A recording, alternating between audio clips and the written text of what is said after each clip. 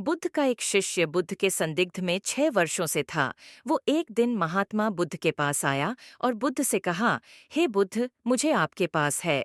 6 साल हो गए, मेरे बाद कितने शिष्य आए, उन्हें आपने इस बीच किसी एक दिशा में ज्ञान देने के लिए भेजा, लेकिन मुझे अभी तक नहीं भेजा। क्या मुझे अभी तक बुद्धत्व प्राप्त नहीं हुआ? बुद्ध मुस्कुराए और बोले, यह तो तुम्हें खुद समझना होगा कि तुम्हें बुद्धत्व प्राप्त हुआ है या नहीं। शिष्य बोला, हे बुद्ध, आपने मुझे इन 6 सालों में जो भी उपदेश दिया, मुझे वो सब याद है। आपकी बताई एक एक बात मुझे याद है। आप मुझसे भी पूछ सकते हैं। मैं आपको हर उत्तर देने के लिए सक्षम हूँ। आप मुझे एक मौका तो दे ताकि मैं किसी भी दिशा में जाकर लोगों को आपके ज्ञान के बारे में भी बता सकूं।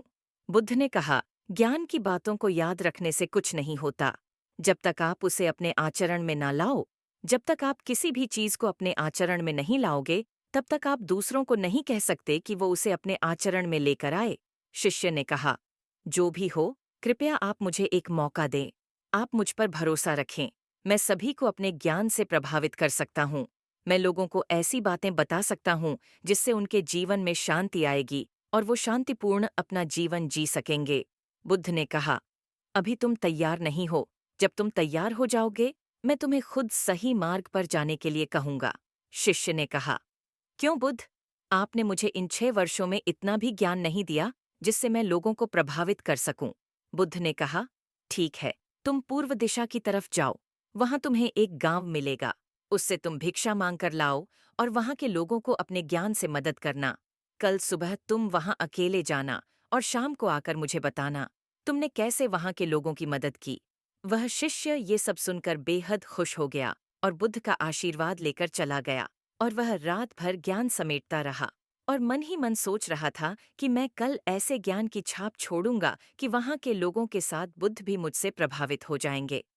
सुबह उठकर, ओ महात्मा, बुद्ध को प्रणाम करने गया। उन्हें प्रणाम कर वह पूर्व की तरफ निकल गया। शाम को जब वह वापस आया तो बुद्ध ने देखा कि उस शिष्य के माथे पर चोट लगी है और खून बह रहा है। बुद्ध ने उसे पट्टी की और पूछा, तुम्हें यह चोट कैसे लगी? शिष्य ने कहा कि बुद्धि वहां के लोग बेहद दुष्ट हैं। उन्हें जरा भी बुद्धि नहीं है। मैं उस गांव में भिक्षा लेने गया, पर किसी ने मुझे भिक्षा नहीं दी। सब मुझे गालियां दे रहे थे। एक व्यक्ति ने तो मुझे भी भिक्षा तो दी, लेकिन नीचे फेंक कर और कहा, इसे उठा लो। मैंने उन्हें काफी समझाया, लेकिन वह मेरी बात सुनने को तैयार ही नहीं थे। उल्टा उन्होंने मेरे साथ हाथापाई की, जिससे मुझे चोट लग गई। हे बुद्धाप, मुझे दूसरी जगह भेजें, जहाँ के लोगों में बुद्धि हो, इस तरह ना हो।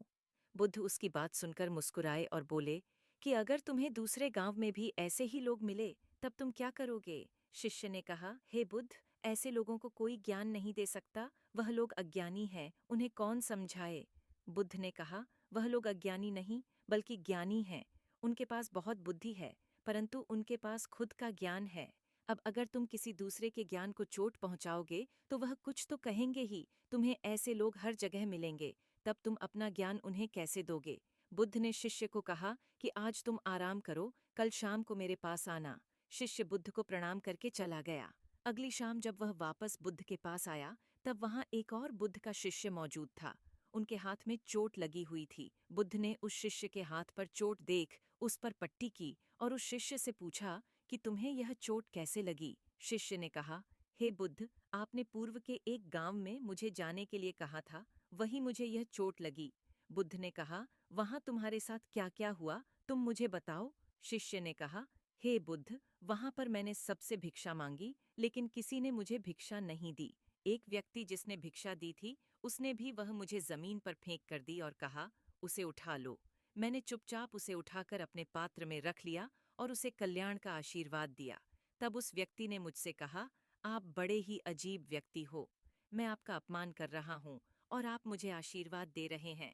मैंने उनसे कहा कि आप धनी हैं, आपने मुझे दान दिया है, इसलिए मैं आपको आशीर्वाद दे रहा हूँ।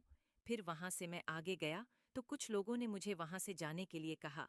उन्होंने मुझे कुछ अपशब्द कहे और मुझ पर कुछ पत्थर फेंके, जिससे मुझे चोट लग गई। जब मैं वापस आ रहा था, तब मैंने एक माँ को रोते हुए देखा। वह अपने बीमार बच्चे को लेकर चिंतित थी। मैं तुरंत जंगल से जाकर उसके लिए जड़ी बूटी ले आया, लेकिन वहां के लोग मुझे जड़ी बूटी देने नहीं दे रहे थे। फिर मैंने उनसे विनती की कि वह मुझे उस बच्चे का इलाज करने दें। उसके बाद वो जैसा कहेंगे मैं ठीक वैसा ही करूँगा। फिर जिस व्यक्ति ने मुझे भिक्षा दी थी, उसने गांव वालों को समझाया। तब उन्होंने मुझे उस बच्चे को जड़ी बूटी लगाने दी। उसके बाद वह बच्चा ठीक हो गया। फिर गांव वालों ने मुझसे अपने किए गए अभद्र व्यवहार के लिए क्षमा मांगी और मुझे धन्यवाद कहा। फिर मैं वहां से वापस आ गया। हे बुद्ध, आपसे एक विनती है। उस गांव के लोग बहुत भोले भाले और सीधे हैं।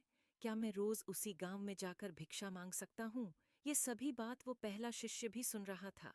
उसने यह सुनते ही बुद्ध के चरणों में गिरकर कहा कि हे बुद्ध, मैं समझ गया हूँ कि अभी मैं उस लायक नहीं हुआ कि दूसरों को ज्ञान दे सकूं। बुद्ध ने कहा, हमें बाहर वैसे ही लोग दिखाई देते हैं जैसे हम भीतर से होते हैं। जब तक हम स्वयं को नहीं बदलते, तब तक हम किसी को भी नहीं बदल सकते। खुद में परिवर्तन करना बेहद जरूरी है। कोई भी बात बताने से पहले उसे आचरण में लाना बेहद जरूरी है।